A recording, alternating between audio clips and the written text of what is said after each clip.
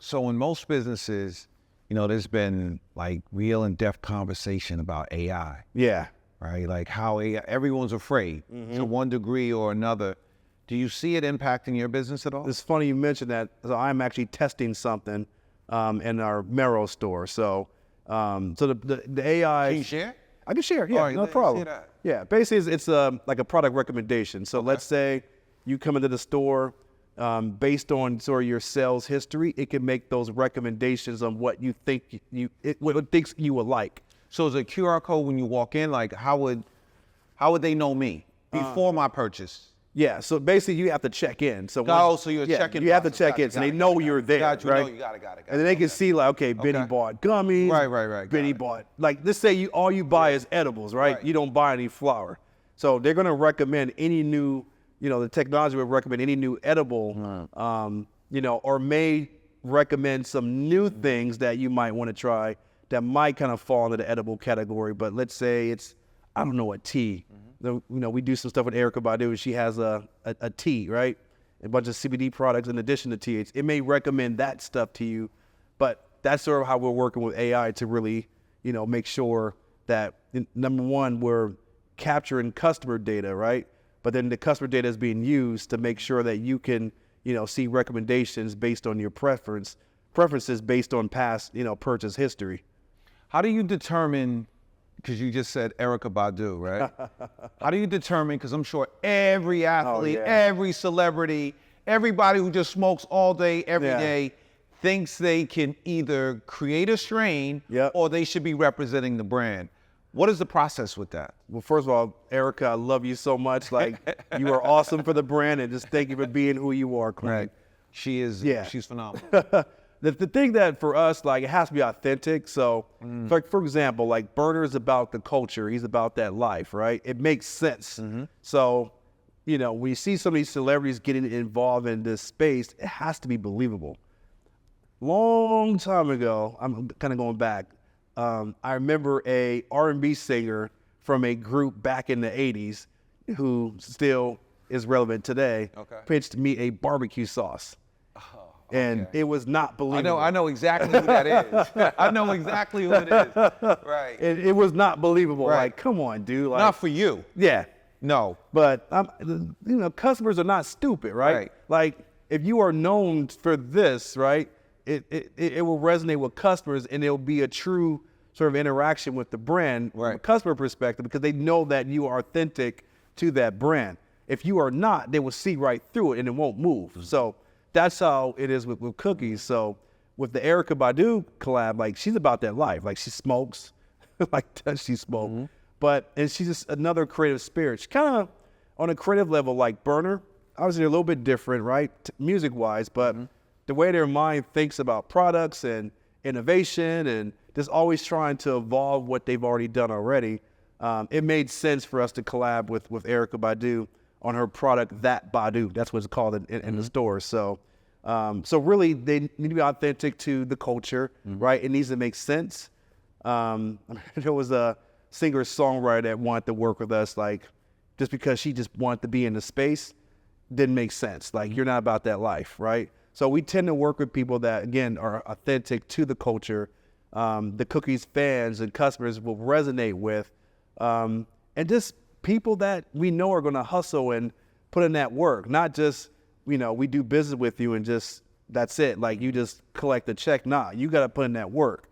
We also and that goes both ways, though, right? That's not just with absolutely. That's just not with the cannabis end. It's also with the retail, the merchant as well. Yeah. Right. It's the same kind of sifting through process of what fits. Yeah, and then we also have a collab with Gary Payton from, of course, former NBA player, Oakland, right?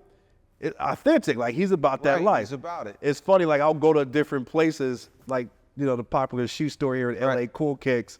I walk in and like, hey, what's up with that Gary Payton, Freddie? I'm like, man, like, like the 10th person, man, we love that. All we want is Gary Payton.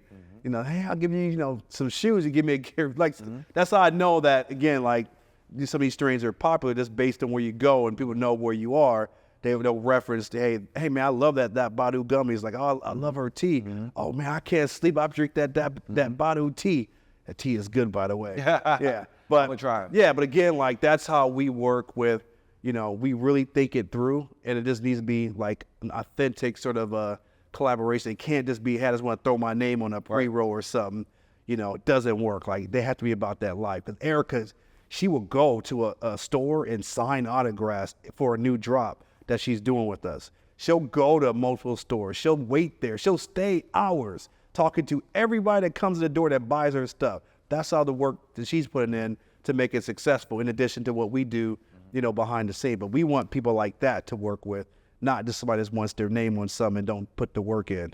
So what's next for you, man? Like, where do you see yourself? Like, your success has been enormous. Obviously, you have been disciplined along the way. You've figured it out. You've listened a lot, as well as you're a giver. Yeah. Like, one thing, and it's crazy that we have to highlight people who follow up and about their word. Like, it's really nuts. Oh, yeah. Like, that's something now, right? Because most people just say things, they don't do things. Yeah, yeah. And you're one from the conference. Thank you once again. No problem. For coming and dropping them jewels at the It's Your Time Business and Music Conference. Coming here, sitting with us to educate the audience, and that's just me. Like, you are truly a giver of information, and you about that life that way. Yeah. So for you, what's next? Like, where is your goals set? What do you ultimately see yourself doing? It's a loaded question. You got another 2 hours? Yeah. I would say like if you go to my Instagram, like I put myself a tastemaker, right? So I've always envisioned myself as that guy, whether it's a cannabis product or just a regular consumer product outside of cannabis. Like, if I say this is a great item to buy, like, people will take my word as, he did his due diligence. He's authentic. You're not standing by everything. Yeah, yeah. When you say it is so, the whole EF Hutton thing, because I've done all the work for you. Gotcha. It ain't about, hey, I'm not gassing. He must have got paid for that. No, like, I am truly authentic about this. So I want to be able to be in a position and to have a platform where I can do that. So when I see myself, this might sound a little cheesy, but how Oprah has her favorite things, right? Whenever she said, hey, I like this, thing blows out the retail stores. Yeah. I want to be in a position where I have that ability to do that. Got it. So next step for me would be to put myself in a position where I can do that. So, doing things in media. So I was on a retail TV show years ago on the CW network called Hatch as the retail expert. Get I'm sure out if of you knew that, but yeah. Get out of here. Had fun doing that, helping. It was like a kids-friendly Shark Tank that came on like Saturday morning. It came on, selected markets around the United States, but it was fun, right? And that was my entry point into TV, to really doing things to help suppliers not only get the right information based on insight knowledge that I have, working at these different places, but I really helped those people get products. Like, I was getting people's products in like Walmart. But you know what's crazy listening to you? Yo, bro, you're a masterclass. So I think as you, like, if you think about the level of experience that you're speaking to, right? You're building businesses through products. Right? And I'm actually tapping the winners and the losers, right? So ideally, people, you should offer that to the public, or however people come to source you, whether it's Instagram, however you put the alert out. But that's exactly, if I'm hearing you properly, is what you do. Yeah. Right? And for me, like, I just heard you break down how cannabis works from start to finish. You broke down pretty much how the supply chains works for big corporations. That everybody now is a business in one capacity or another. I might need to manage you or something.